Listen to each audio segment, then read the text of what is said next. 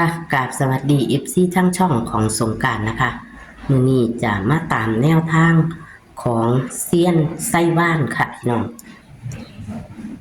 วิ่ง7กับ4 7ไป7 2ทางอุบลเพิ่นให้2 7ไปทางอุบลเด้อค่ะพี่น้องทางอุบลมีผู้ใดกันบ่น้อ2 7พี่น้องทางอุบลบ่ผิดหวังเด้อค่ะ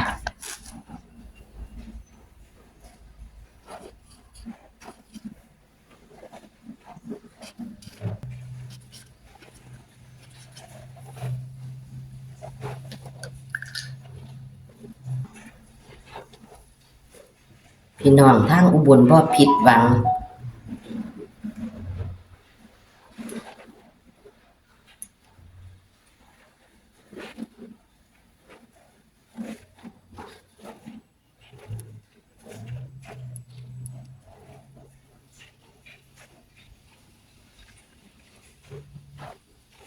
ในมื้อนี้วันที่20สิงหาคม69พอเพิ่นจะเรียนใส่บ้านจะแก้มือให้เป็นตัวใดเดี๋ยวเฮามาไปรับชมรับฟังกันได้เลยค่ะ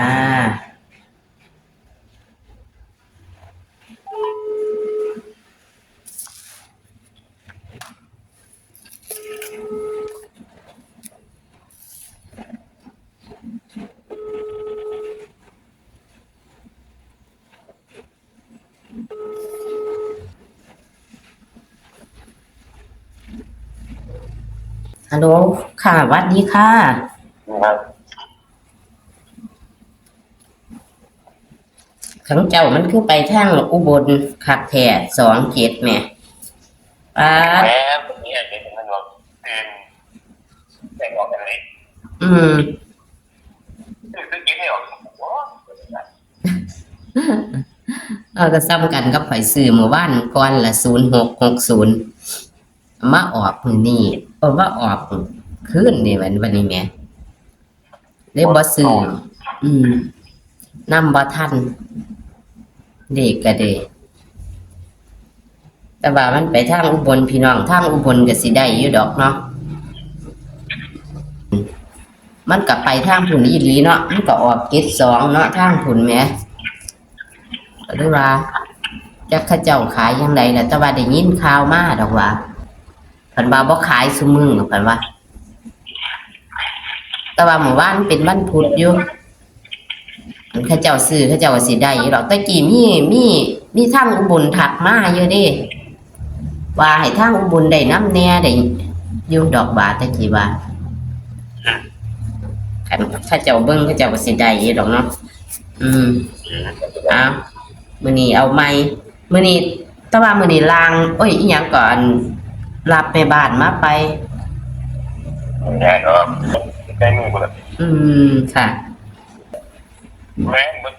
ไม่มาไม่กันไม่มาเลยไม่ไว้เลยมันทันมาค่ะอยู่กันซะก่อนเนาะบอก FC ท่าซะก่อนเพิ่นก็รอซะก่อน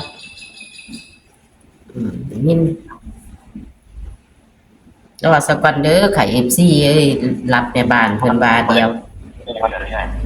ฮะที่มันได้มื้อนั้นน่ะค่ะก็คือไว้น่ะเอาของเฮานี่ล่ะเอาของลาวนี่ล่ะลาวกับมีข้าวมีรุดเด้อค่ะพี่น้องแต่ว่ามื้อวานนี่พี่น้องทางอุบลก็จะได้อยู่ดอกเซียนเพิ่นไปทางอุบลเต็มเลย27ออก72มื้อนี้เฮาเอาวิ่งตัวใดค่ะวิ่ง0กับ8มื้อนี้เสียงค่อยแต่ว่าข่อยก็เร่งเสียงขึ้นแล้วนี่มันคือบ่ขึ้น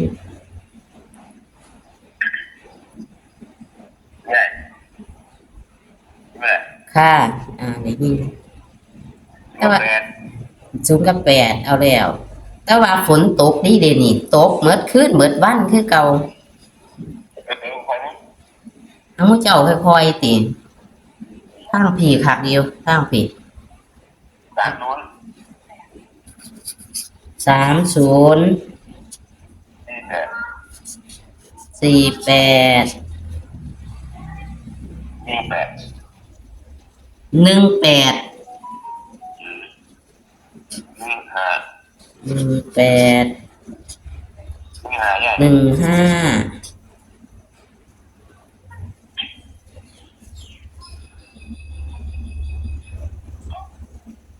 มีแค่นี้บ่ 352ใหญ่352ใหญ่ 352 352 ค่ะ มันก็ได้ 352 ไม่ได้3ตัวเป็นใหญ่352 เด้อืม352 ไม่ได้ขึ้น3ตัว อืม เอาเป็นนึงแล้วปล่อยเป็นนึงเอาดูลง 061 อ่า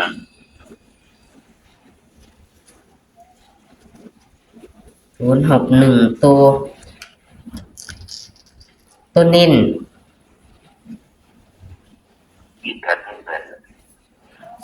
48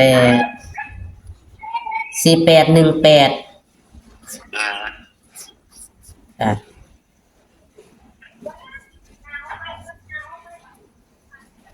48 18เลข3ตัวดิ แล้วตัวนั้นมีปันที่ออกมากว่าปันเราสองคนตามหาของมันผม อืม นั่น อ่ะค่ะ เป็นในทางตัวครับผมจริง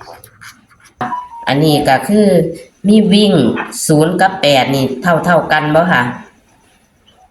มันเป็น มาตัวหนึ่งมาตัวหนึ่งเอาตัวใดล่ะบัดนี้แห้ง แต่ว่ามันแก่ มา8 ที่แก่แก่ใหญ่มากนะ ค่ะ แล้วก็จับคู่30 48 18 15เน้นที่48แล้วก็18เนาะค่ะ เลข3ตัว เป็นเลขความฝันเจ้านำเด้อพี่น้องเด้อเลขความฝันเพิ่นนำเด้อเพิ่นฝันได้3ตัวเลย คือ352เด้อค่ะพี่น้อง352แล้วก็061มักชอบตัวใดจัดค่ะพี่น้องแต่เลขเพิ่นฝันนำก็คือ352เน้นตัวนี้เด้อค่ะพี่น้องอ้าวมักจัดคัดกับพานเนาะค่ะขอบคุณเซียนเด้อค่ะ ครับ ค่ะ ขอบคุณค่ะ สวัสดีค่ะ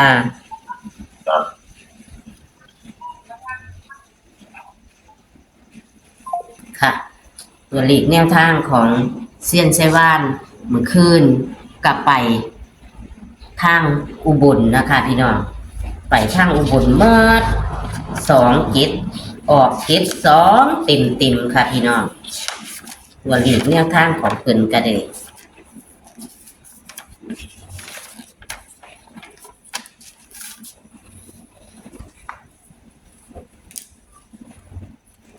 เจ็ดไปทางอุบลค่ะพี่น้องบ่รู้ว่าทางอุบลเพิ่นจะซื้อบ่นะคะ แต่ว่าเลขออก726063เนาะค่ะเพิ่นให้27ให้627ไปทางอุบลก็คือตัวกลับคือ72นี่ค่ะ วันที่20สิงหาคมตำลาววิ่ง0กับ8มื้อนี้เพิ่นให้8พี่น้องเพิ่นให้รูด8นะคะจับคู่3048 18 15เน้นที่48แล้วก็18เด้อค่ะพี่น้องมื้อนี้มีตัวเน้น2ตัว2หางเลข3ตัว352 061 352เพิ่นฝันได้3ตัวพี่น้อง3ตัวตรงๆเลยคือ352เด้อค่ะแต่อย่าลืมตัดลิ้นเด้อค่ะพี่น้องเพิ่นเลยเน้น352เพิ่นฝันได้3ตัวเลยค่ะ